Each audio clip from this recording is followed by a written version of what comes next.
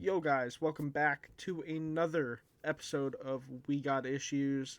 I am the host for today's episode. I am MLGman, aka Luke, and this is my buddy Xboxgut, aka Cameron. I believe we are on what, episode 9? Is it episode 9 that we're recording? I'm not sure. I don't know. Our I'm not our sure. specials got me are messed up, but let me see. I'm trying to YouTube our fucking thing. Yeah, this is 9. Okay, This is 9. cool, man. Hold on. Is it? Yeah, because we have 8 loaded and ready, right? Yeah. So Yeah, this is this is 9. 9. Hey, man, we're almost in the double digits, so that's sick. As far as like main Sure. episodes, but Yeah, yeah, man. How it's you been, exciting, brother. Cam? How you been? Been kicking it, bro. Been good. Been reading, gaming. Uh, Went out last night. Got a little too drunk. Yeah, I've been chilling. I've been having a good time, man. I had to clean up the hair a little bit. Um, but yeah, I've been reading a ton as well. I'm excited to talk about stuff that we have been enjoying and stuff that I've been reading as well. I'm excited. yeah, man. So am I.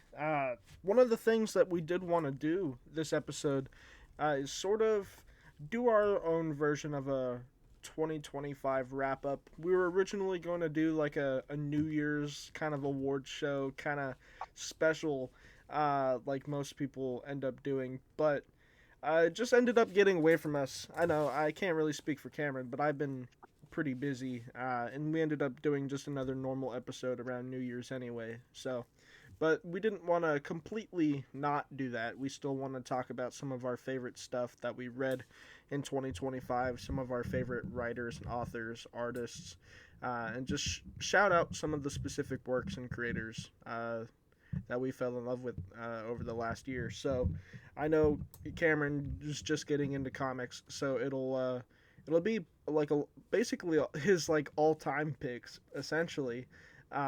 Basically, And for me, I mean I'm not I haven't been in the game very long myself either, so it'll be some of the best stuff that I've read this year as well. Um, yeah, I'm excited to talk about that. We've got some cool stuff on the slate for today. We're gonna end us off with some agree or disagree. I believe we're gonna do. So yeah, we'll have a little mini game at the end, like we're starting to do. If you guys do go on to enjoy this episode, please be sure to leave a like, subscribe, all of that. We're gonna. I don't know. We haven't really talked about it, but I feel like we should try to set some goals for the pod this year. And see what we can do. We're trying to switch some things up, be a little bit more creative in the background, see what we can do. But I don't know, man. If by the end of 2026 we can get to 100 subs, that would be really cool. Um, we could definitely hit that, man. Like, if there's any creators out there that are watching that like what we got issues, what we're doing here, if you want to be featured on the pod itself on your little guest episode, be sure to leave a comment down. Um, get a hold of us. We got Discords, MLGman's Discord. But yeah, if you want to be featured on this, the best podcast in the fucking world, let us know. Absolutely. And I guess I should probably link it, but I have a business email too that I use for my YouTube channel and have been using for all my creative stuff in the last few years since I've been doing this. So I guess I should start linking that as well. I'll put Yeah, that in the for description sure. if you guys want to reach out and want to be featured and hang out, have a good time. But yeah, hopefully by the end of 2026 we can get some real momentum going. I'm excited for what this year has to offer and what we can what we can do. Like I mean, we started at the tail end of last year and we were just putting our foot through the door and trial and error, seeing what works, seeing what doesn't, just having a good time in general. But now's the time, man. This year is where we're really getting started. So I'm excited. Absolutely. Absolutely. Yeah, dude, to be honest with you, I'm excited for the book club, man. Oh There's yeah, gonna be some banger fucking series that we're reading. Like, we got Watchmen coming up, and then right after Watchmen, me and Luke are gonna be grinding out the rest of Berserk. I assume so, right? Yeah, essentially. Yeah, so we'll be knocking out the rest of Berserk. Berserk. Fucking yeah, it's gonna be fun. I'm looking forward to getting into some of my Omnis, man. I've had them for a couple months, and I haven't read through a single one of them. But yeah, What all I do you can't have wait to. sitting there again, as far as Omnis go? I have Ultimate Spider-Man, Venom by Donny Cates, Ooh, that's a good one. uh, Immortal Hulk, and Blue and Gold X-Men. Okay. Those are some good ones, man. Those are good ones. I cannot wait for all of them. All of them. I'm like extremely excited for the Venom one, man, because I hear it's awesome. And Venom was like one of my very first. I think he was like the first villain I'd ever like really fucking liked whenever I was a little kid. Or he's not really like a villain, like an anti-hero type character. Right. Um, but yeah, he was like I was obsessed with Venom whenever I was a little kid, especially around the era with like the whole Tobey Maguire, Spider-Man 3 and shit. I was like, oh Yeah, my bro. god, that movie sucked, but seeing Venom was fucking awesome. Right. Yeah, so yeah, I have those four, and I'm like coming to a close on my collection, man. I'm like, I just sold my boys books, the boys books yesterday, and made like made like $95. I don't even remember what I bought them for. Maybe it was like $100 or something like that.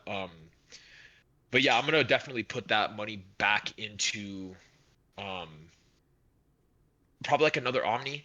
I was kind of upset because I wanted to buy uh the Fantastic Four Omni by fuck who's it by? It's not like John Byrne. It's not Mark Wade. the Stan. Yeah, Mark Wade. Yeah, I was gonna buy that one, and it's out of print now. Oh, that was You can't. available for a while. I remember seeing it.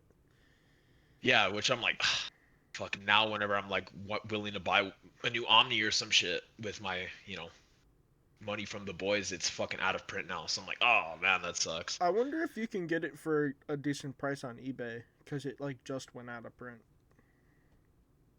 Maybe, but I was literally able to buy it on Amazon for like I think at its lowest was like $45. Yeah. That's a nasty price. So yeah, I'll probably just have to put that one on the back burner. I was thinking either getting that Thor by Donny Cates as well. Um, maybe trying to find uh I was gonna say maybe try to get the rest of the Ultimate Spider-Man, but I know those are fucking hard to find as well. Number two is the other ones are, as far as I'm aware, are still pretty easy to get, but two is like a big out of print. Yeah. So yeah, I'm not too sure. I'll have to check it out tomorrow, man. Fucking tomorrow. I got my Junkyard Joe Deluxe and my Geiger volumes 3 and 4 coming in. I am beyond fucking excited for that, man. I Junkyard Joe is one of those characters that Speed Sultan always fucking is like, yo, hop on Junkyard Joe, like this and that, like trying to get everybody on that train.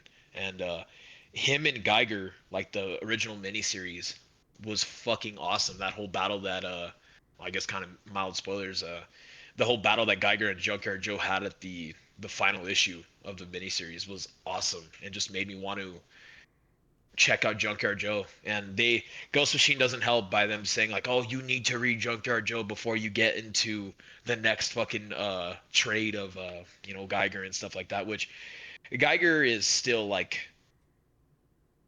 very much like a self-contained like story. It's not like fucking Marvel Endgame or something like that where it's like so many different tie-ins and shit like that. No, it's very much. But I do want to read Junkyard Joe first before I read through 3 and 4, because it takes place almost like 70 years before actual Geiger like starts. Yeah. I'm excited. I can't wait to read that, man. I'm beyond excited to read Junkyard Joe. Yeah, I'm excited for you to get into like further into that Ghost Machine stuff because I mean, I know we were talking last episode, but that stuff is so good, man. Man, Geiger is so cool. Uh, I just uh, I'm putting my Geiger trades up for sale. I'm gonna try to get. I have a buddy at work. Shout out Mason, but he's trying to get into comics, and he has some stuff that he wanted to check out. I've been recommending him some stuff, so I'm gonna try to get him on some Geiger and some Ghost Machine. And I'm being trying to sell my Junkyard Joe trade and everything, because I'm upgrading. But yeah, hopefully I can get rid of those and put them towards the upgraded editions and put some more people onto some peak comics. Because who knows, if I can get some of my coworkers and stuff onto some Geiger, we can definitely have them on and talk about it and see what they think. But yeah, man, I'm excited for you to get further because it just keeps getting better. Uh, yeah. So what other Ghost Machine comics are worth reading? Because I Junkyard Joe and Geiger are like the only ones that I'm like interested in, but I don't know, like at the end of the miniseries there's like an entire like mural of all the different Ghost Machine Yeah, like characters like a jumping. timeline. Yeah, yeah, yeah. And I'm like I know like Red Coat is one of them, which I'm not really into that. Um but like what is it, Rook Exodus one of those as well? So Rook Exodus is a Ghost Machine title, but it's not part of the same universe. So Mm, Ghost Machine has like its own expanded universe. They have like they have a bunch of titles, but the Junkyard Joe Geiger, that universe is what they call the unnamed universe. mhm. So that's Junkyard Joe Geiger, Redcoat. There's one called like First Ghost, and then the Blizzard. Like they have a few different miniseries. I haven't read everything, uh, but everything starts to get more connected towards like where we're at now in Geiger. So Redcoat, the stuff having to do with Redcoat is starting to matter more, which is why I'm trying to get into that at some point. I know they have the deluxe edition of that coming out in the summer, so I'm waiting to get that so I can finally check that out. And it's also getting a movie, by the way. They're adapting Redcoat, I guess, in a live action movie, which is pretty cool. That's Um, cool. yeah, so that's connected somehow. And then I know First Ghost, that is also connected towards the end of where we're at in Geiger. Like that stuff matters more in like trade 4. Um but yeah, I mean nothing, I don't think anything's really absolutely necessary, but like if you want the context of what's going on, it's probably worth reading. But everything, at least so far, seems to be pretty standalone. Um, but I mean, Rook Exodus, by the way, it has nothing to do with Geiger, but that's another one you should definitely check out. It's super fucking cool. Yeah, Do you know what that's about? no, no, I get Rook Exodus and fuck, I literally just had it. Rook Exodus and Void Rivals, um, like mixed up in my head. I Gotcha. I would think of the same exact fucking comic. Shit. Well, Rook Exodus is basically about these people. Like this company starts to terraform this planet, and they start to try to make this utopia on this planet, and they start to terraform it and try to control the weather and like control the animals and everything. And so they send these people there that are called the wardens, and they wear these cool helmets that allow them to control certain types of animals that are on the planet. But then what they find out, what ends up happening is the planet's core or something like that, like the yeah, I think it's the planet's core starts to become unstable because they're basically just like destroying the planet. Uh, so they're like, all right, we got to evacuate. So they take all of the people who are living there and they dip, but they leave behind like a lot of people, and they're just like stranded on this dying Earth, pretty much. Um, but you've got these wardens that are able to uh, yeah, like control animals and stuff. And then there's this one warden who's one of the bad guys, and he starts killing off all of the other wardens, and you don't know exactly why. So you follow this main character. I forget his name because it's been a minute since I read it now. But he's able to control either crows or ravens. I don't remember. I think it's crows, but it's super badass, man. There's this hot chick who's like the wolf warden, and he like goes with her. They're trying to find all of the other ones, and like start a resistance against the main bad guy. His name's Ursa, and he's the bear warden, and he's like this big, fucking monstrous like berserker guy. That's dude, it's so badass. And there's so many cool like character designs and stuff too. Like they all wear these different masks that look like the animals that they're or like helmets that look like the animals they're the warden of. So the main character has like this cool, like almost like robotic plague doctor mask looking thing. Um, That's yeah, it's badass, bro. I highly recommend it. that's awesome. Yeah, that sounds pretty sweet. There was another series that I was actually thinking about getting into. Have you ever heard of Radiant Black? I have, yeah. Yeah, I want to get into that one. It looks awesome. Uh, I heard Jonah Hex is another omnibus that I really, really, really want to get. Um, I heard that the Radiant Black is perfect for fans of Invincible. I think that's why I wanted to get into it. I have it Okay, pulled up right here. The whole yeah, the hardcover right now it's only $30, and really? it's yeah, it it looks awesome too. I'm trying to see how many. I think they're up to like 40 something issues. Like it's been going on for a minute. Yeah, so it's the same size as or like content wise, not like probably dimensions, but it's the same size as Transformers, like 12 issues. Okay. Um, but it also has yeah, like an extra 30 pages of like art and stuff like that. Yeah, it looks fucking awesome. Is that Image or Boom? I I have no idea. Image, yeah. It is Image. Okay. And it even looks like fucking Invincible, like bad. Like even the art, like it looks like Otley art for sure. So yeah, Interesting. this one looks really fucking cool. Um, I just need to just pull the trigger. Yeah, it says Power Rangers meets Invincible. Yeah, I know the creative team for it worked. They're known for working on Power Rangers. But yeah, no, I there's actually a lot, man, that I'm like looking for now that I have you know, some cash to spend. I mean, I could buy all these if I want to. I just kind of I don't know. I kind of just want to sell the shit that I don't like and get shit that I do. You know what I mean? Because pretty much every fucking thing that I've been reading so far, I like love it. So Yeah. I like the boys and Preacher, man. Like Garth Ennis is just not uh, my fucking favorite writer by any means. Oh yeah, just getting rid of those. I'm sure I could sell those trades. I had them up for like $75 or something super cheap. Or no, it was like not even. It's like 50 or something like Hmm. that. Um, but yeah, just like looking at my list on Amazon, I have like so much shit. Like Animal Man, I want to get. Um, Bro. Absolute Batman, Spawn the Dark Ages, Spawn like the rest of the compendiums.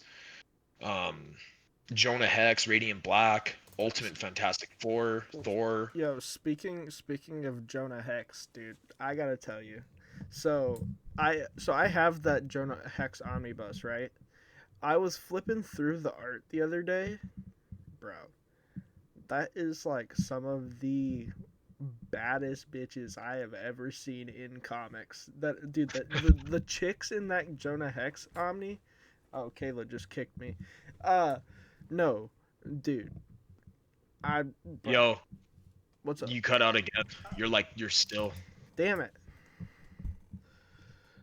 No, but for real though, nah, that Jonah Hex, fire. yeah, it looks sick, dude. If you're gonna get it like like a DC Omni, I guess I think you should get that one, bro. Yeah, because I do need a DC Omni, or I don't need it, but Well, I do want to get a DC Omnibus for sure. I would say especially given that your favorite part of Preacher was the Saint of Killers. story That's stuff. exactly why I want to fucking get it, Yeah, because it's all just that.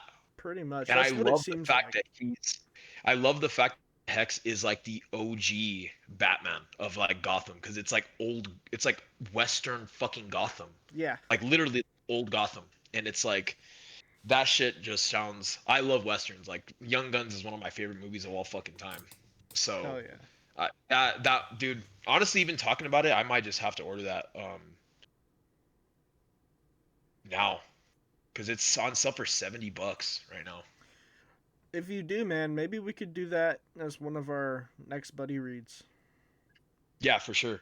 I yeah, because I mean it'll be some time before we could both get around to it. Because Yeah. after Berserk's gonna be a little bit. It'll Right. probably take us a couple months to finish it. Um, but yeah, Jonah Hex, I might have to just pick that one up, man. Well, $70. That's I was literally gonna buy that bitch. How big is it? Is it pretty big? I mean, she thick. I mean, it's not. It's not as big as the Immortal Hulk or X-Men Blue and Gold. I'd say it's about the same size, if not just a sliver bigger than your Ultimate Spider-Man. Mm. Oh, I see what you're saying. Okay. Yeah. Yeah, I might have to pick that one up. We'll see though. I might just sit on the cash. We'll see. Cuz I do want to rebuy um Resident Evil 4 and 5, cuz I was going to cuz me and my little brother were going to play through co-op of 5, Mm. and then I was going to replay 4 for fucking no reason. I just want to be Leon and fucking roundhouse kick fucking 5 zombies in the fucking face. Right. But nah, I yeah, I'm getting off track. But yeah, I do want to get into there's a ton of stuff that I do want to get into. And then Pit as well. Oh my god. Yeah. Fucking Tell me about that, man. awesome. Awesome. It's so cool, man. Like it's like a mix. I don't know anything about Lobo, but this fucking guy reminds me of what like a Lobo comic would be like. Like just beer drinker, fucking cigar smoking, just badass character. Yeah, I love Pitt a lot, man. Those two issues that you fucking hooked me up with were fantastic. Fucking awesome. Awesome, Um, man. the art is incredible as well. The story is kind of like a Danny Warren Johnson, like kind of has the soul to it. Because like the light premise of it is that Pitt is half human, half Creed, and that's why he looks all fucking creepy. Is because like there's a race of purebred Creeds, like Apollo Creed, um, like What on are their own they? planet. Oh, they're They're aliens.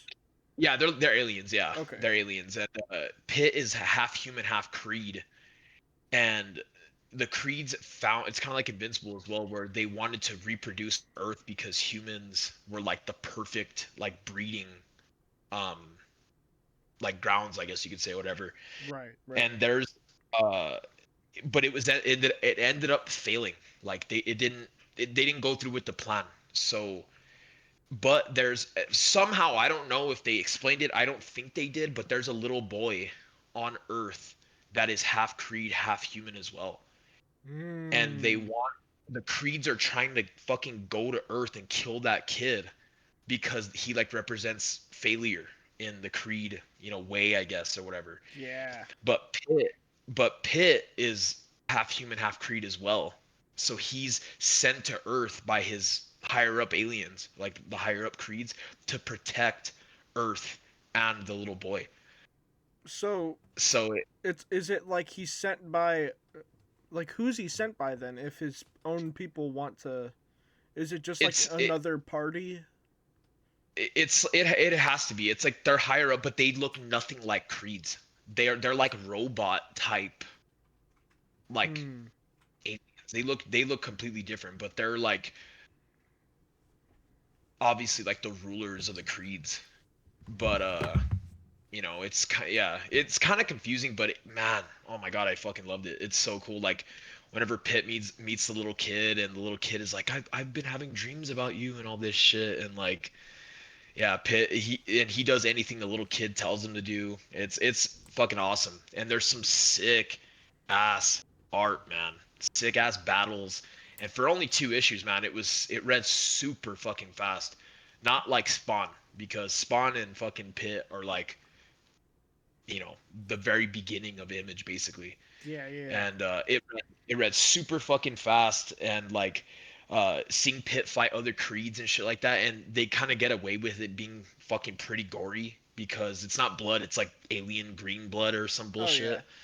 I mean, not It's that it would fucking matter anyway, since it's Image, but yeah, for sure. Yeah. And yeah, like the comic opens up with these like Hell's Angels like biker gang like fucking killing all these different people, and then they come across Pit, and Pit fucking ends up fucking punching a hole in some dude's chest. It was awesome, man. Awesome. I cannot wait to get the rest of it.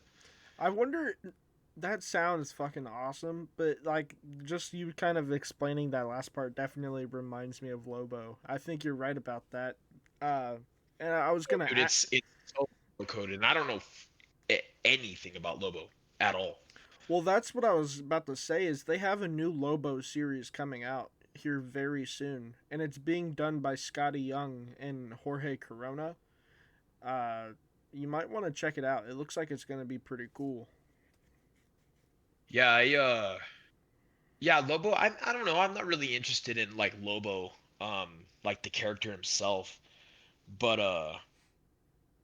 I guess it's just because I don't know anything about him. But he seems Right. cool. He's pretty dope, and um I'm excited to see him in Supergirl. Oh He's yeah. gonna be dope. Fuck. I love Uh, Jason Momoa. yeah, I'm not like too excited for that movie because I'm not really like I don't like Kara's character like at all. Hmm. Um, but I'm excited for to see fucking Lobo like in full like live action form. It's gonna be fucking awesome. I definitely want to read Woman of Tomorrow. I have the trade for it, but I want to read that before I see the movie for sure, so I can kind of uh, do like a I don't know compare and contrast the two. But I've heard that the source material is really good, and it adds a lot of character depth to Kara's character. Yeah, I heard that it's gonna be like beat for fucking beat exactly the same. Yeah, I heard That's what I've it's heard gonna be very from people. similar. Yeah, so I don't know. I'm excited. I don't know if Lobo's gonna be like the the big bad, or him and Kara are gonna team up against someone else. I don't know. I'm pretty sure they'll do it justice. I'm excited to see it. I might have to pick up that trade as well if I end up liking that movie. Um, but I get the whole Kara character, like where she's like a broken fucking human being and all this shit. That's why she's like an asshole. And I don't know. I'm a Superman guy. I like Superman a lot. He's one of, if not my favorite hero of all time. Yeah, but you're also a guts guy. Yeah, but Guts is so cool. Yeah, I guess. I don't know. Maybe she could be cool. I don't know. I'd have to read it and see. Yeah, no, I'm sure it'll be a great movie. I'm sure. I am gonna go see it for sure. I want to keep up with the whole uh like James Gunn universe, Oh like yeah. Superman, new Batman, um, fucking Clayface, all those kind of movies that are Are in you that gonna universe. are you gonna watch Lanterns when that comes out? Uh, I I don't know, maybe because I watched Peacemaker. Dude, Um, Peacemaker's fucking dope. Peacemaker is fucking crazy. Did you That did that you finish season 2? yeah, I did. Yeah, Dude, yeah. I With just the whole finished it the other day because see, oh I really? was watching it as it came out, but I was using my aunt and uncle's HBO, and then HBO caught on that I don't live with them, so it kicked me off and it wouldn't let me go back to using their account unless I switched it to where it was like my home is their home, and I didn't want to fuck with their stuff. Yeah. It was doing that whole like location thing, and it caught on. But anyway, we finally got HBO Max because it's like bundled with our cell service and stuff. So I watched the last couple of episodes, literally like 2 days ago, and it was fucking wild, bro. Yeah, that twist, the whole different universe being Earth X, or Yeah, yeah, yeah, Earth yeah. X is fucking like that shit was so cool.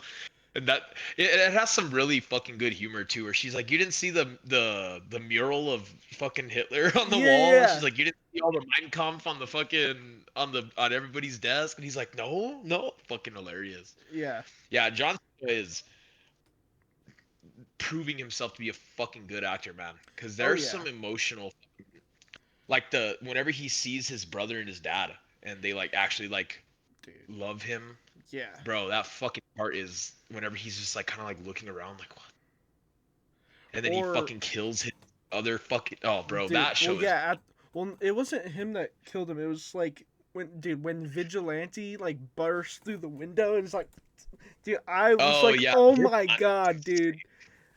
I, yeah, that show is great. Yeah, I might have to check out Lanterns because I know it's gonna be a completely different vibe from Peacemaker or Superman. I mean, it is in right. its source material, but I'll definitely have to see. Um, I'll probably let a couple episodes come out and then see what people are how it's received. I do think that it's fucking awesome that they're bringing Hal Jordan, um, and the other Green Lantern. Yeah, Like they're what's his name? bringing like John Stewart. uh yeah, John Stewart. Yes, John Stewart and Hal Jordan, and Guy is Yeah, gonna yeah, be on that fucking show too. And Guy is one of my favorite parts about Superman. I like his comic character a lot too. He's fucking hilarious. Um, but yeah, that show's gonna be cool. I might have to check it out. Just even talking about it, I'm getting excited. well, it seems really interesting because I think what they're trying to do is almost like a True Detective or like almost Yeah, like an X Files kind of deal where it's almost like a gritty like thriller detective thing, but with like yeah. weird sci-fi elements and stuff like that. So Hmm. I'm interested to see what happens with that show. Ooh, speaking of fucking Green Lantern, I might want to pick up a Jeff Johns Mm. um of that because dude, oh my god, that the last one where he it's like fucking how I think it's Hal Jordan like putting his fist up and it has the different colors of the rainbow behind him with all the different colored lanterns. Oh my god, that fucking cover is insane. Bro, that is one of the sickest fucking covers in comics. Yeah, God, that one is this so is fucking sick. number two. Number two. Oh, is that too okay? Yeah, yeah. Bro, that shit goes so fucking hard. What Well, is it it's the new 52 Green Lantern. But this second omnibus has Blackest Night in it. yeah, that's like a really big fucking like event, right? Yeah, that's where you get the Black Lanterns and the White Lantern Corps. Yeah. Like have you heard about that stuff? Yeah, yeah, I have. I don't know what they represent. But yeah, Well, the first one is 86. That's not bad. so the Black Lanterns are basically like fucking like necromancers, like deadites. They're basically the Black Lantern Corps represents like no emotion, which means like I don't know, they're able to like raise dead characters from the grave and make them like basically fucking zombies. Like, Yeah. and then the White Lanterns are like where whenever a character is able to master their emotions and like they're essentially able to have the powers of all of the like the whole spectrum and like they become the White Lantern if they're able to like I don't know. It basically just like Super Saiyan, Green Lantern Super Saiyan. Yeah. I hear you. I hear you. Dude, that's the fucking that run was all like one of my most wanted. I might have to just get that one um over Jonah Hex Yeah. cuz I know Jonah Hex will be around for it literally just came out like Well, in October. you'd be surprised. I mean, Jonah Hex isn't a super popular character, so you're probably right. It'll stick around. But you know the blue and gold X-Men Omni is out of print right now. Is it really? Yeah. They're doing a restock of it here in a few months, but within like the first month or two, because it came out in September, at the end of September, it went out of print. And they're doing like an emergency restock because it sold out so quick. Dude, I'm so glad I got it because I fucking that shit goes. I mean, I know it's bro. I was like literally flipping through it, and I was like, oh my god, this shit is so fucking wordy. It is so wordy, bro. So the the first arc of that, I noticed I was looking at the creative team. So the first arc, which is like the first 3 issues or so, is Claremont. But after that, Claremont leaves the book. Uh, and he's not on it anymore, as far as I'm aware. It goes over to Scott Lobdell and Fabian Nicieza. So, um, Cleans up the bubbles a little bit. it does, yeah. Like Okay, how cool. far did you get into it? I finished that arc. Okay, The one with Magneto fucking coming back yeah, yeah, yeah. and like dropping a fucking big ass like I don't know, was it like a nuke or It was a something? nuke, yeah. Yeah, fucking over the top insanity. That Dude, hey, it's fucking dope though. Like that art is on another fucking level. It's insane. yeah, Like dude. that is the epitome of classic comics in my opinion. That first arc definitely has the best art because it's like I feel like Jim Lee went all out on those first few issues because it was like a big event, kind of deal. Like X-Men is back, new number one. So they went balls to the walls. Claremont was on it. It was like a whole thing. But the art is still fantastic all the way through. But like, you could definitely tell that he was like, okay, now I've got to actually do this shit for every month. So I'm going to like tone it down a little bit and make it a little easier on Yeah, yeah. myself. So the art definitely doesn't stay that good the entire time, but it's still fantastic. Yeah, okay. Fucking dude, I'm so like is it like Daniel Warren Johnson to the other the fuck is his name? Jorge? On Transformers. Yeah, I is it mean, Jorge? Jorge Jimenez? Corona. Not Jorge. Yeah, Corona. Yeah, because I couldn't tell Well, I a mean, fucking difference in the it's guy's still art. Jim Lee. Like it's his art. So, like he's just I don't know how to explain it. Like you could tell that he put more time and effort and detail into those first 3 issues, but then after that he like toned it down a little bit. It's like a little less detailed, if that makes Yeah, I see sense. what you, okay, I get you. I catch your drift, yeah. Yeah, well, I'm excited. I that's fucking crazy that one went out of print. Well, fuck, man. Like I said, I got 90 like 92 bucks after the fees and shit like that to work with to get something. So I'm thinking either Jonah Hex or one of those maybe after the pod you could help me decide. For sure, man. Well, hey, But yeah, I was either thinking that Jonah Hex or the Green Lantern man, because Green Lantern to me seems like it's the whole cosmic part of fucking Invincible, but like that's the fucking story. You know what I mean? well, what's really cool about the Green Lantern, like the Jeff Johns run in particular, because I don't know a whole lot about Green Lantern if I'm honest, but my understanding is that his run takes place after Hal Jordan became Parallax, which I don't know how much you know, but Parallax is basically like evil Hal Jordan. There's a point in the comics where I think what is it like Hal Jordan's wife dies or something like that, or something happens and he loses his hope, which the whole thing about the Green Lanterns is they're the core of hope. And so he basically turns to the dark side and becomes a villain named Parallax, and he fucking massacres the entire Green Lantern Corps. He kills like everybody. Um and then he becomes, so that's when I think when he becomes Parallax is where we get like Kyle Rayner as Green Lantern, which is like another one. Um People who are watching can correct me if I'm wrong, but the Jeff Johns run takes place after that, where Hal Jordan isn't Parallax anymore, and the Green Lantern Corps is back. I guess they got back to life somehow. It's fucking comics. But they're all like, okay, Hal Jordan, you're a piece of shit. You killed all of us. You destroyed the Green Lantern Corps. We don't trust you anymore. So the Johns run is all about how Jordan tried to rebuild that trust and make amends for basically turning into a villain, uh, and just like trying to rebuild the Green Lantern Corps after he destroyed it. Okay. So there is a little prior knowledge you need to know. Yeah, but I've heard that it's also a great starting point. So I'm sure Yeah, because dude, I they don't know rehash it. You anything. know. Yeah, yeah, I'm sure. Yeah, because I do not know anything. Like him, the Green Lantern in particular, like is probably my least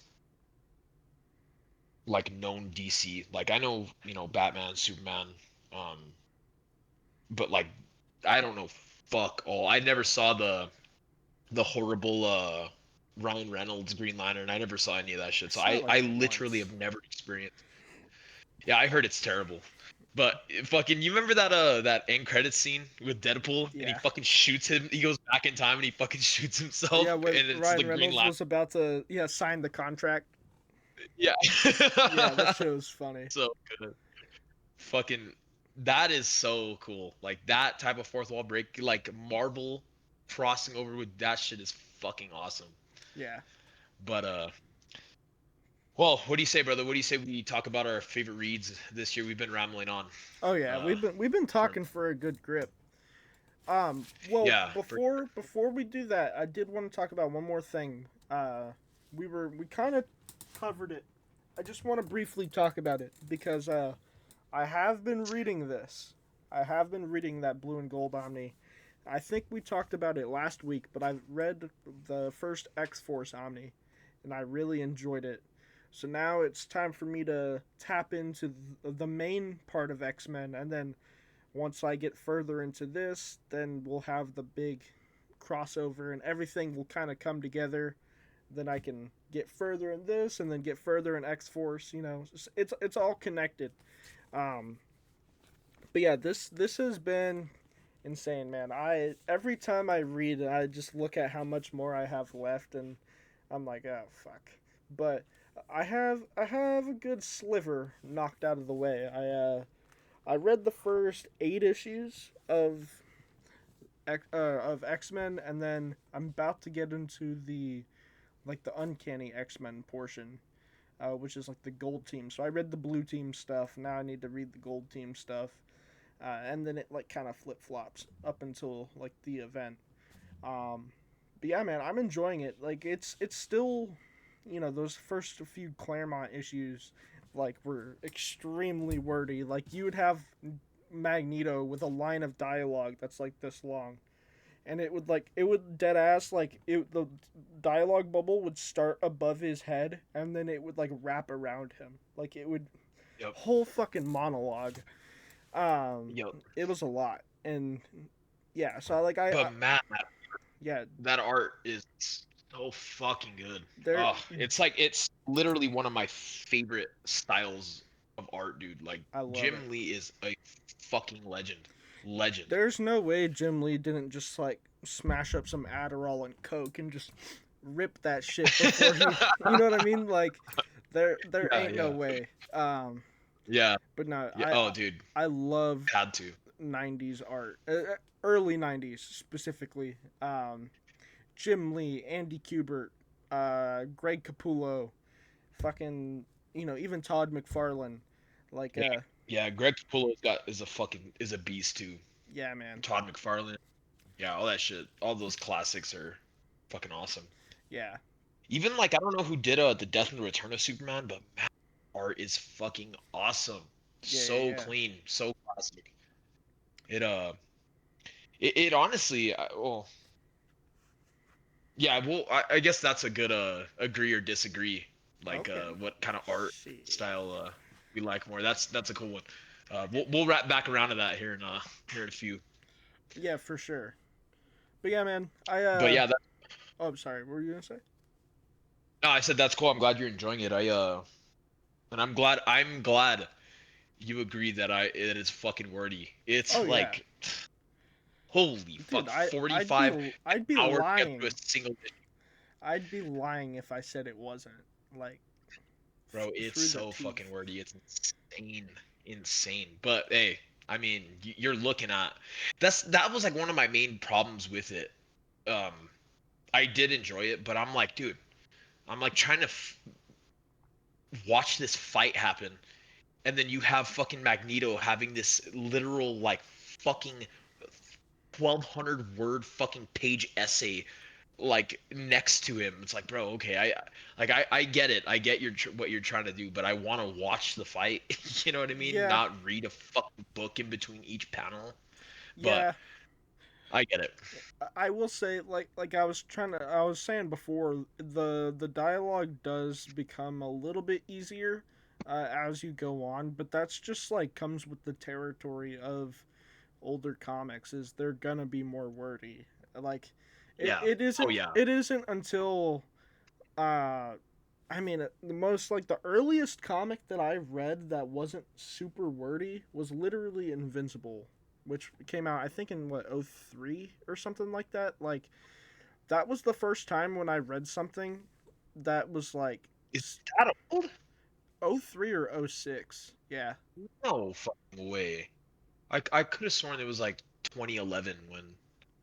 No, that was like halfway through the series by then.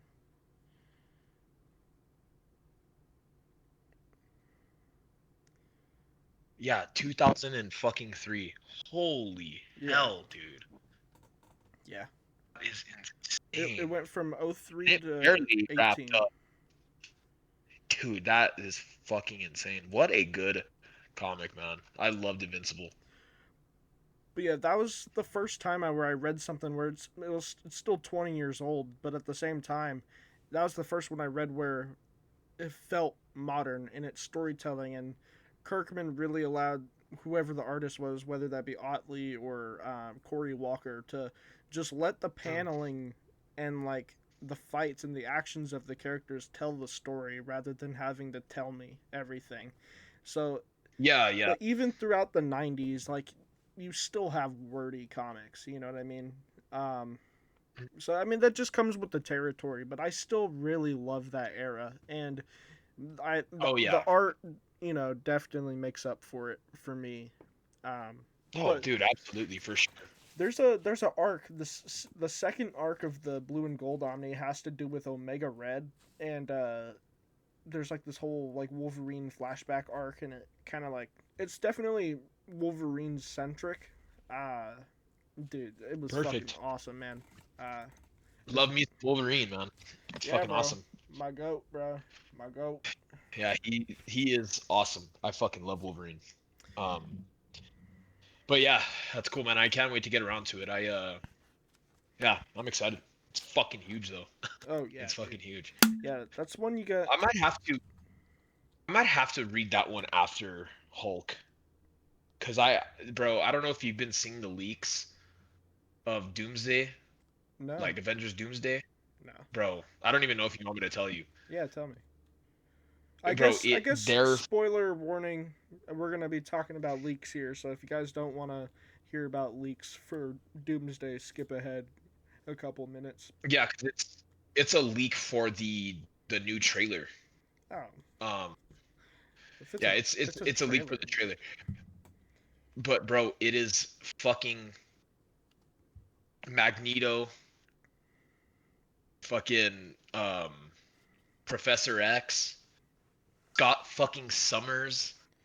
Shit. Dude, like there's a whole fucking like there's a part where Professor X and Magneto are like talking, and like the fucking there's like a king like chess piece that's like fucking floating in between them, like kind of like as they're fucking Oh, talking, sick. and then it flashes to fucking Scott Summers like in like some crazy fucking, yeah, some like crazy like battle, and he fucking takes off his fucking mask and he fucking optic blasts. Yeah, Oh dude. my god. Love Bro. that shit. So yeah, that shit is gonna be fucking awesome. So I know it comes out next year, um, but I 100 fucking percent want to read X-Men Blue and Gold before that movie comes out and before um the Wolverine game comes out, Well, because that game is gonna be on another fucking level. if anything, bro, if I were you, just to put your foot in the door, watch X-Men 97. The Oh, that's right. the That's right. cartoon that they have like the original 92 one, but then they did 97 recently that takes place 5 years later. Dude, it's got some fantastic animation, and it's got some dope Oh ass yeah, fight scenes. Like I don't know if you've seen clips of it, but I have. I've seen a couple of clips on it, but oh, dude, like nothing is better than that fucking blue and gold like outfit scheme that they all have, man. Like Scott's like Cyclops' fucking getup is like oh, it's literal peak superhero fucking costume in my opinion. Peak. well, I bring that up because the like this era, the Jim Lee art and like his redesign for like all of the characters pretty much, and Rogue especially had the biggest glow up in this era, is what the '90s cartoons were based on. So like if you are still maybe just a little bit intimidated by you know the wordiness and like the nature of this book, if you just want that same sort of feeling and just like the give you some context and get your foot in the door, definitely watch 97, bro. And especially before Doomsday and all that. And I think they're doing season 2 of 97 either this year or next as well, which I'm extremely excited for. But yeah, man, it's good shit. I watched that back in 2024 when it I think that was the year it came out. But dude, I fucking loved it. It was awesome, man. Yeah, it looks fucking awesome. It looks awesome. Um, It's only but like yeah, is 10 there anything else you want? episodes. Oh, okay, that's nothing. That's nothing. Yeah. Is there anything you want to talk about before we get into our first segment Yeah, of for the real episode? though. Nah, man. Let's get into it, bro. I'm excited to talk about All right, some cool. bangers. Oh yeah, fuck, dude. I mean, I'm sure if you guys have been tuning into the pod, you guys are knowing what my top fucking three are. Like top three. But there's a lot of single issues. Viking Moon, Skinbreaker, um, shit like that. Escape. Like there are some fucking really good ongoings right now. Um, but before, I guess we'll go bar for bar. If you want to say one, then I can say one. Um, you know, back and forth. And then we can obviously we'll talk about it. But go ahead, bro. Tell me what your favorite read of 2025 was. I might have to think on this one. So if you already have it in your head what you're picking, you should probably go ahead. Let me think on mine. I'll go first. Yeah, absolutely. Oh, dude, one of the best stories I have ever fucking read. Literally eclipses a lot of the manga that I fucking have read. Um, and we all know what I'm talking about, man. It has got to be the fucking Walking Dead by Kirkman. Oh my god. That fucking book was literal fucking peak. And I don't want to oversell it, but I don't give a fuck, man. That shit was literally it gave me Gantz like the way I felt reading Gantz. I was so addicted to Gantz when I was reading it. And in Gantz, you have no fucking idea who's gonna live, who's gonna die, how fast someone could get introduced, and how fast they could get killed off. And that's the good thing about fucking Gantz and The Walking Dead is whenever someone's dead, they are fucking dead, dead, dead, dead. Um, and I know there's like some exceptions in Gantz. Whenever you get around to Gantz, and I'm sure if you've read it, you know exactly what I mean. Hmm.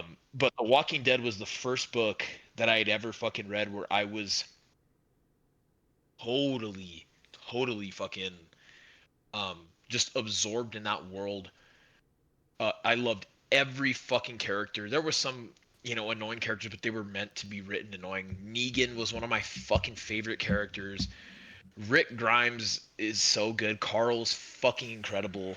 Um, like man, what a good, good, good, good story. And I can't gush about it enough. Like if you guys haven't read The Walking Dead, um, or even seen the show, because I think the show is like decent. It's definitely they're two completely different fucking stories with the same characters and shit like that. But man, if you guys have not read the comic to The Walking Dead, you guys need to fucking go out and check it out, man. It is so good. It's collected in 4 compendiums, and they're pretty fucking cheap on Amazon, I'm sure. But man, The Walking Dead was like hands down. Not there was nothing that came even close to it, and Invincible included.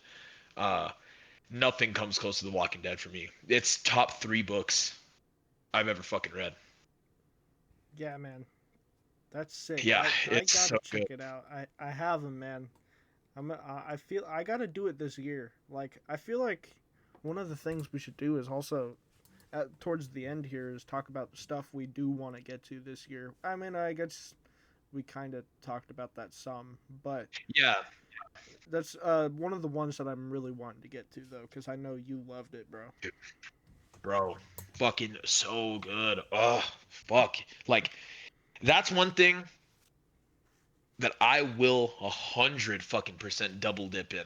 I will buy those colored, the deluxe editions. Oh yeah. Fucking no questions asked. I will get those 100 fucking % and keep my original copies. But man, that's a series that's in my opinion worth double dipping in for sure. Yeah, especially for the colored editions. That's gonna be sick. Oh yeah. I'm excited for that too. Dude, I won't lie. I completely forgot that they were collecting them now. So that's gonna be awesome. I hope they're in like compendium format. I really do. I hope they're not trying to like make it. I just want there to be 4 compendiums of the deluxe edition because they're already on the tail end of the series. Like in the actual like release, like single issues. I think they're pretty much they're 100% in the war arc right now, um, which is in that 4th compendium. I wouldn't mind them doing like hardcovers, like omnibuses,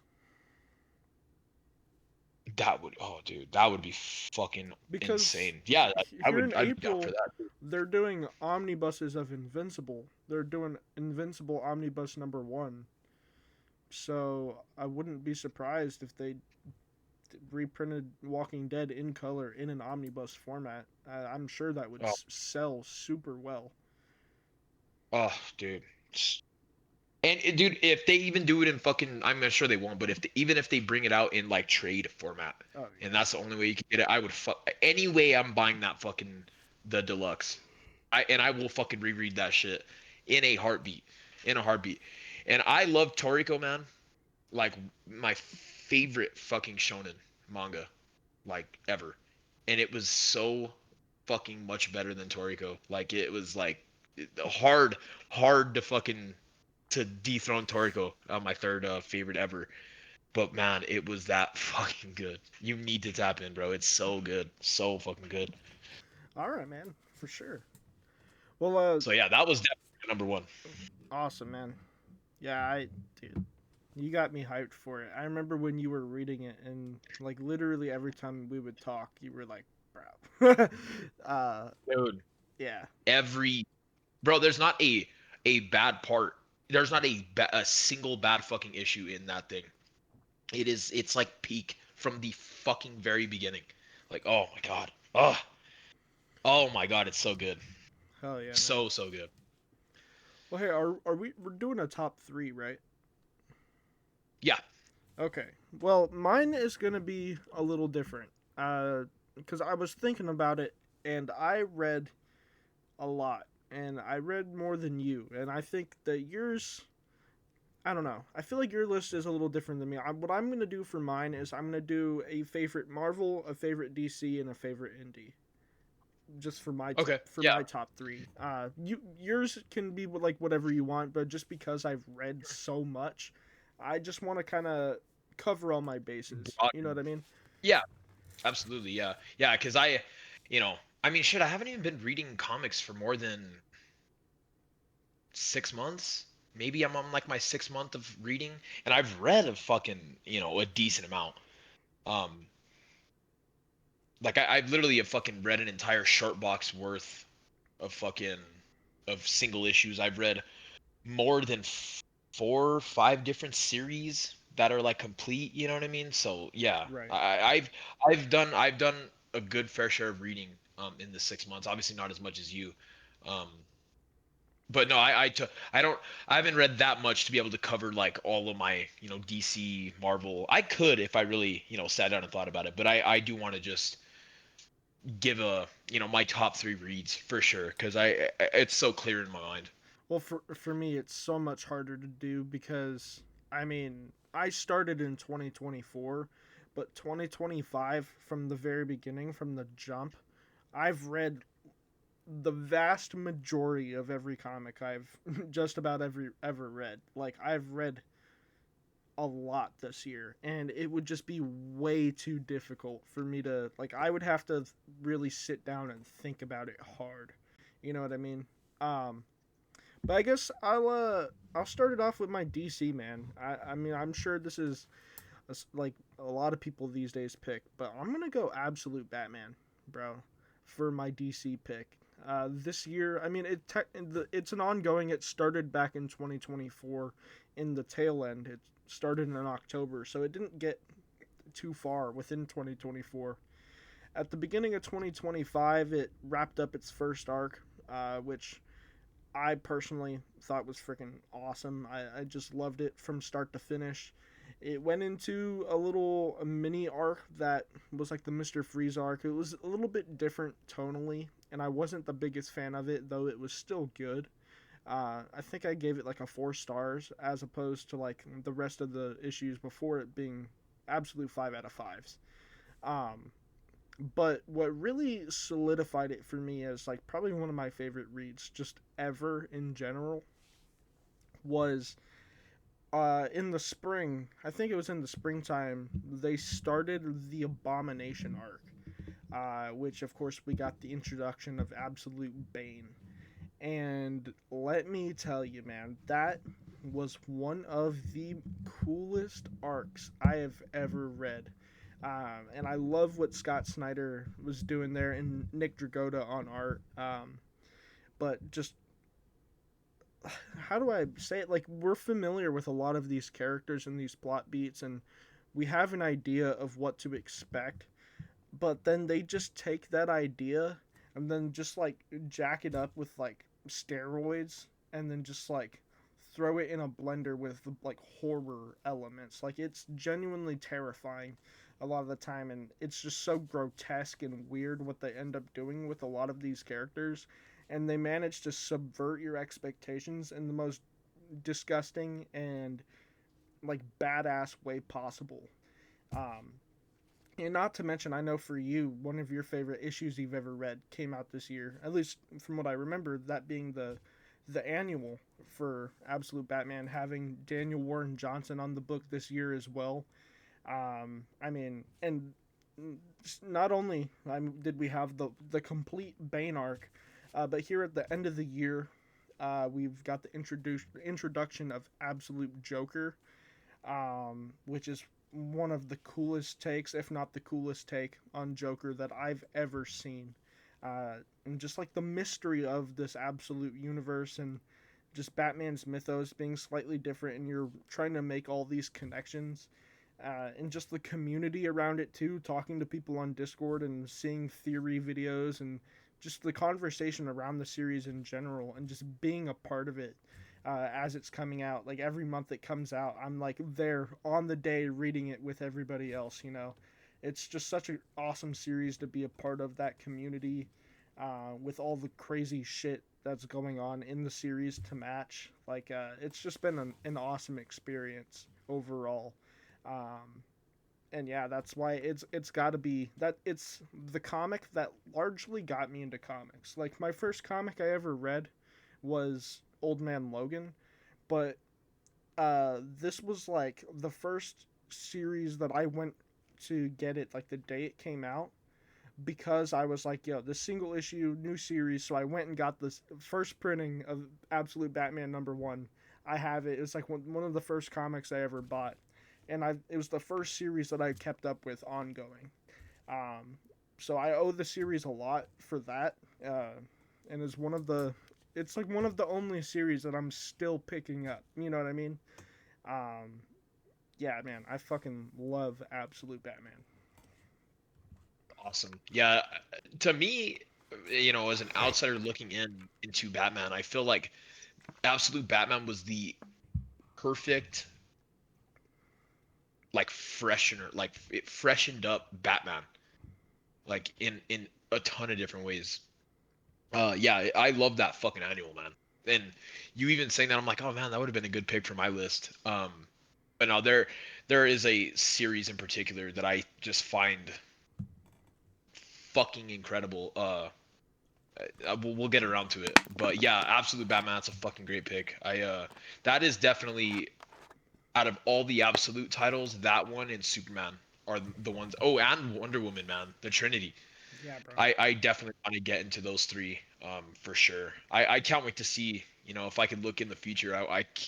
Can't wait to see what like Absolute Batman Omnibus will be out or some shit like that. Like, oh, it's gonna be fucking awesome. I mean, Can't wait. I've seen interviews with Scott Snyder, and I mean, he said they've got like it's how do I put this? They're like the Absolute Universe is just starting. Like it's been out for a year now, and even a recent interview I watched with Jason Aaron talking about Absolute Superman, he did an interview with Comics Are Dope, BJ Kicks, that just came out the other day. I watched that.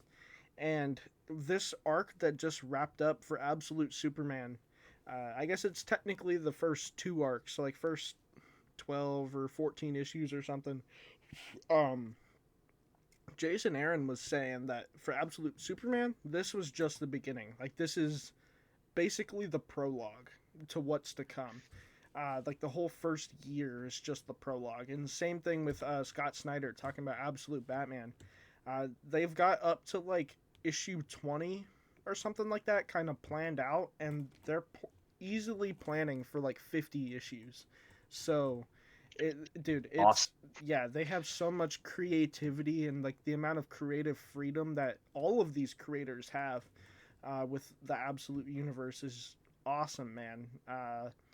And it's just so fresh, and they're gonna keep it around for a while. And I'm excited, like you said, to see what's to come. Oh, dude, it's not even for the story, but just for the additions. Cause Oh yeah. I'm always tempted to get into the trades for Absolute Batman and Absolute Superman and Absolute Wonder Woman. But man, I just want to hold off and just chill and wait for like a bigger collected edition, which I know there's only 13 issues out. But I want like some sort of deluxe. I know I'm gonna love those stories, so I wanted to get it in a nice fucking format, like the Transformers Deluxe. Like that shit is so hard. Hold on. Sorry, I was just grabbing my Absolute Batman. I hear what you're saying. I just wanted to show you this. So I have the hardcover for it. And I mean, this is the closest thing we have to what you're talking about at the moment, but it's got Yeah, like the like the cover dust cover or whatever on there, and it has like some art yeah, on the inside, and then you take it off, and it's got like the naked hardcover, and I mean it's nothing crazy. It's it's just the first trade in hardcover format, but it's still pretty cool. That's the closest thing that we've got to what you're talking about at the yeah, moment. It's still yeah, nice. for It's sure. still nice though. Oh, I'm sure. I'm sure. Okay, so my second favorite read of the year, man.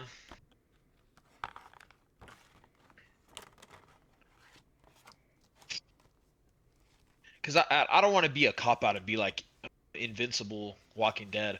I loved Invincible, but it's not going to be on this list. If I don't want to spice it up a little bit, it would be The Walking Dead, Invincible, um, like back to back for sure. If But anything, everybody, Invincible is an honorable mention.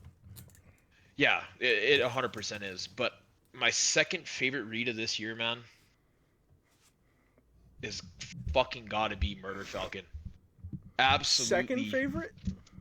second favorite, man. I absolutely fucking loved that book. I loved the everything about it. The art, the fucking story, the heart that was in it, the music, the fucking the different callbacks to different bands. Like, oh my god, it was so up my fucking alley. I absolutely loved it, and I'm kicking myself for not getting into it sooner. But fucking shit, loved Murder Falcon. It was so fun. Loved it. And it like I know we talked about this I think in issue 8. Um but it it was like a comic literally made for me. It felt like cuz I'm a big metal guy. I love fucking rock. I love metal, heavy metal. Um and I would like listen whenever they would like start playing in the actual comic. I'd throw on a song that I really enjoyed. And it was like it just elevated my entire fucking experience to like 10. It's a perfect fucking comic. If you guys haven't read Murder Falcon, please get the deluxe edition. It is absolute treat. If you like rock music, metal, um, Metallica, Pantera, Kills, any of those classic bands, Dio, it is a book made for music heads like us. And fuck, it, could not even believe how fucking much I enjoyed that book, man. It was that good. It was better than Transformers, and I loved Transformers. See, Man, that's it where was I it was that. thought you were gonna go. When you said number two, I thought you were gonna go Transformers. But Oh no, Murder Falcon, brother. Oh, like over Transformers all day. I liked it that much. dude, that makes me so happy, bro. Low key, I'm not trying to toot my horn, but I knocked it out of the park. What can I say, Oh, bro? all day, yeah. Because if you guys don't know, this guy, me and him did a gift exchange for Christmas, and $50 budget, and he threw in Geiger 1 and 2 and Murder Falcon, and man, it, Dude, I'm so happy all you those liked books. it. Oh, dude, and I love Geiger too, but fuck, man, Murder Falcon was just it felt like a book that was made for me. Like it was so fucking good. I loved it. Yeah, Loved it. bro. I Yeah, and I thank you again for that gift because man, it's such a rereadable fucking book as well. Like cannot wait to get around to rereading it again eventually. Oh yeah, dude. You're absolutely welcome. I'm glad I was able to give it to you and like you enjoy it, but like I don't know. How, it's almost a different experience. It's such a good feeling to be able to put somebody on to something that I enjoyed so much and then just see it like fit perfectly. You know what I mean? Oh, It dude, just feels like mission accomplished. You know what I mean? Like, yeah, dude, yeah. it's an awesome feeling to know that and like see you reading it and as like you were reading through it, texting me about it and talking about it after the fact and even now that we're talking about our favorite reads, uh, just to know that I'm partly responsible for putting you on and just dude, it's one of my personal favorites as well. In fact, I was going to put that actually as my favorite indie. But I'm gonna choose Oh, something. really, Dude, I love Murder Falcon, man. I'm gonna choose bro? something It's different, so but goddamn yeah, cool. dude, Yeah, man, I love that you loved it. insanely fucking good, man. Like on another level of good type shit. And I'm so glad that you were able to get that for me. Um, because on Amazon for me, after finishing it, I was like, man, like fucking, I just like looked it up randomly. I don't even know why, but you can't buy Murder Falcon like on my Amazon. I don't know if it's because you live in Hawaii, I but don't know. I literally can't find it at all. I can see it, but it's not even cover price. I'm sure it's like 100 and something dollars, but I don't even see. Yeah, I just don't see it. So I'm glad you hooked it up, man. That fuck It was incredible meant to book. be. Yep, yep. Awesome, man. Yeah, bro. Well, hey, for my second pick, I'm gonna go with a Marvel book, and Okay. I'm gonna honorable mention for my Marvel book. I was gonna say Ultimate Spider-Man. Okay, I read the first omnibus for Ultimate Spider-Man. I absolutely loved it. Super fresh take. I didn't like if you want to get into a Spider-Man story, but you don't feel like reading 60s stuff and going back that far. If you're like me and you grew up on the the Tobey Maguire movies, uh, that are in itself just a very early 2000s modern take on Spider-Man. This is like partly what it was based on. And it's just such an awesome book. Quality writing. One of Mark Bagley is on art, who's one of the best Spider-Man artists probably ever. Right next to like McFarlane. Um, yeah, that's my honorable mention. But just thinking about it, man, I'm going to go Daredevil Yellow by Jeff Loeb Oh, and Tim Sale because I wanted to switch it up a little bit. And like I said, it's extremely difficult for me to narrow it down just because I've read so much, but I even did a video talking about Daredevil Yellow on my channel way back in like March, almost a year ago now, actually, when I read it. But dude, uh, let me give you some context. Let me turn the clock back a little bit and go back to around when I read it. Uh, the show Daredevil Born Again just came out, and it looked super badass. I had never watched the original Daredevil Netflix show, so I went back and I binged the show, the Netflix Daredevil stuff, and it's fucking amazing. By the way, if you haven't watched it, I highly recommend it. But I wanted to get into the comics after that, and luckily, what they were doing at the time is they had just started reprinting what they call the Colors series by Jeff Loeb and Tim Sale. So you got Daredevil Yellow, Spider Man Blue, Hulk Gray, and Captain America White, which just came out or was just reprinted this month.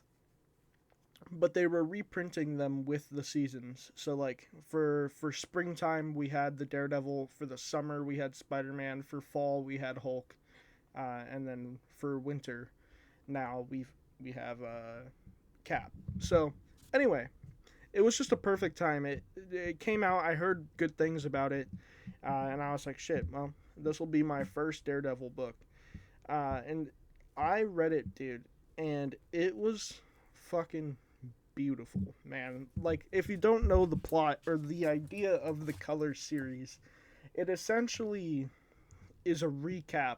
It goes back in time. It's like a semi, like, because they came out in the early 2000s. So it's like a modern retelling of a lot of those first super popular stories of these characters, but it's being narrated by Daredevil, or like in Spider-Man Blue is being narrated by Spider-Man, and they're essentially talking to or like writing a letter or recording a message for somebody special who's died. And so for Spider-Man Blue, it's Spider-Man going back in time to the first time he met Gwen Stacy. You know, it's the anniversary of Gwen Stacy's death. You know, the famous story. Um, and he's talking about how like he couldn't save her or whatever, and he's basically talking, he's writing a letter or like making a recording to her even though she's dead, but it's just him like kind of talking to himself. Same thing with Daredevil Yellow. In one of the stories, one of the main like female love interests, her name is fuck, why can't I remember? Dude, I'm drawing a blank, but she's dead. You know, at one point she gets killed. I believe she's killed by Bullseye. Um, and it's basically just Matt Murdock talking about the first time he ever met her. Like that's where you start off. He talking about the first time he ever met her. You know, he hadn't been Daredevil for that long, and he's just going through the years, kind of, and just talking about the relationship that they had, and you know their romance and their struggles relationship wise, and you know how she didn't know his secret identity and just the way that she made him feel. Like it's just a very sweet story, and it's written fucking beautifully. And you got that Tim Sale art, who's one of my favorite artists ever. You know, Batman: The Long Halloween, Dark Victory, all that shit. It's got a very like he uses watercolors, so it's got like this really cool color that you don't see a lot or like at all. It's extremely unique, and his style reminds me a lot of like almost like early Disney animated stuff, like going back like Walt Disney, like Eisner animated shit, like fucking like Snow White and like you know like those early Disney hand drawn animated shit. That's what the sort of vibe that I get. Um, All right, brother. Fucking continue. Yeah, that fucking that seems awesome. That's a cool premise. For like that whole color series. yeah, dude, it's I don't know. That's the first comic I read that made me feel something. You know what I mean? Like I read Invincible was just like the first big series I read, and that was the first thing I read where I went through like a roller coaster of emotions. Like the first really jaw dropping comic where I stood up and threw my hands up behind my head, like, what the fuck? Like, it had those kind of moments. But Daredevil Yellow is such a different vibe where it's very personal, and just Jeff Loeb's way of writing Matt Murdock, it just felt so real and genuine. Like you can really feel the grief from him and like the emotion behind what he's writing, and it's so bittersweet. You know what I mean? And just it with the art to match and like the storytelling and just the way that it's written, it's genuinely one of the most beautiful comics I've ever read, and it's only 6 issues long. It's a super quick read. Um, it's fucking fantastic. So I just wanted to give a spotlight to that because it's not a comic that I mean, a lot of people know about it. I just haven't talked about it in a while. So I wanted to. I was looking at my shelves and I was like, what did I read this year? Yeah, man. Daredevil Yellow. Yeah, I'm looking this up now. It sounds right up my alley. It's fucking Jeff amazing. Loeb, Team Sale. A lot of people will tell you that Spider Man Blue is the best one. I won't lie. I read Spider Man Blue and was a little disappointed. It wasn't my favorite. I thought Daredevil Yellow was by far better. And I also really fucked with Hulk Gray. Hulk Gray Mm. was fan fucking tastic. I haven't read Captain America White yet because it like just came out, or like it was just reprinted and I just got it. Uh, but yeah, Daredevil Yellow to me is the best one out of the Color That's series. awesome. That's awesome. That shit sounds like, cause bro, I'm like a crybaby when it comes to like, You dude, might I cry. cried probably like, that's what I'm saying, bro. That's what I'm saying. I might fucking, cause I love tear jerkers, man. Like that shit, it makes you feel like The Walking Dead, bro. Like I cried probably like 5 or 6 different times in that book, and the ending like absolutely fucking killed me. Like oh, dude, I was so fucking broken up at that ending. Um, Happy ending, but still, like, it just, killed me, dude. Fucking killed me. And that seems like such a good fucking tearjerker story, man. I love books that fucking make me feel like you know, like how you're saying, like, Invincible. It's still like, oh my god, yes, like fucking fuck yeah, like epic shit, but like you're saying, it's a completely different vibe where it makes you emotional. And I love fucking Yeah, stories it. that make me emotional. I wouldn't call it an exciting book whatsoever. It's not exciting. Yeah, It's solemn. You know what I mean? yeah, absolutely. And that I love shit like that. So yeah, I might have to tap into that. That sounds fucking incredible. And what's really cool about it too that I liked as a new reader is it's extremely new reader friendly because while it's telling you this story of like the relationship between the two characters, um, it's also going back. It retreads like Daredevil's backstory and like introduces you to his character, and because you're going all the way back, you also just kind of you get a summed up version of his origin and some of the shit that he's done over the years up into that point. So if you want to get into a Daredevil comics, it's also a good place to start because it just sums all that shit up while also delivering you that bittersweet story at the same time. You know what I mean? Sounds awesome. That sounds fucking awesome. Because Daredevil is another character that I do want to read his Omnis. Because it looks so fucking cool. Like Bullseye is an awesome villain as well. He's I like Bullseye, fucking how deranged, sadistic bro. and crazy. Yeah, I like that character a lot. He's like extremely like nemesis, Yeah, like he um, he reminds but me of yeah, like if you were to mix like the Punisher with Joker, kind of. mm, okay, cool. Yeah, so that's like a great starting point. If I do end up picking up Daredevil Yellow, I might just have to go down the rabbit hole of Daredevil and pick up an Omni or something like that. A lot. I will say But that's awesome. with Daredevil, a lot of those Omnis are hard to find. They go. Daredevil is Oh, a really? Daredevil is a weird character with where he stands at Marvel because he's not so popular that they are printing his stuff all the time, but he's just popular enough to where his shit goes out of stock almost immediately. So he's kind of like Mm. in this weird middle ground where Marvel can't justify like printing it all the time, but also it's super popular for like he's one of those characters where he doesn't get a lot of light, but all of his stuff is so fantastic where it's kind of like a hidden gem. Like if you know, you know, kind of deal. Yeah. So Yeah, I hear you. you'll have a lot of trouble finding the Omnis.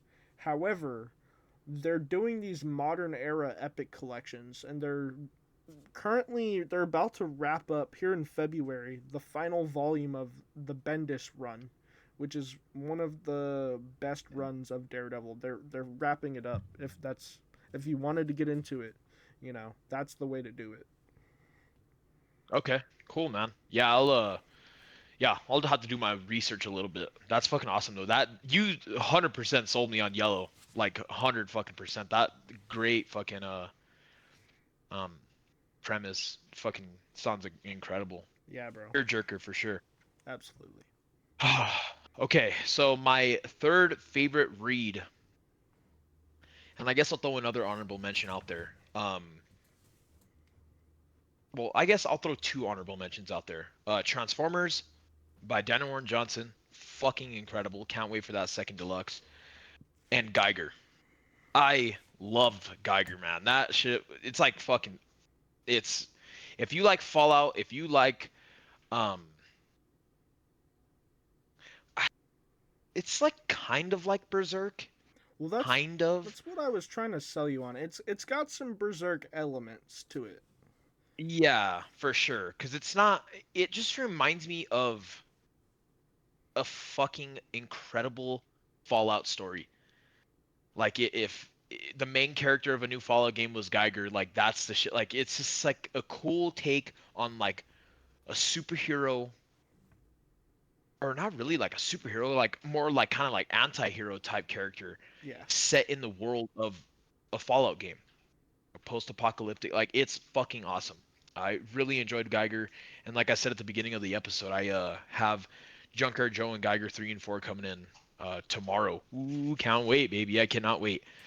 Um, but getting to my actual third favorite read, it has got to be my favorite ongoing right now, without a doubt. I love Skinbreaker. I love um, Viking Moon, but hands down, my third favorite read this year was fucking Escape by Daniel Acuna, and I don't even Rick remember the Remender. other. Like, yeah, Rick Remender and Daniel Acuna.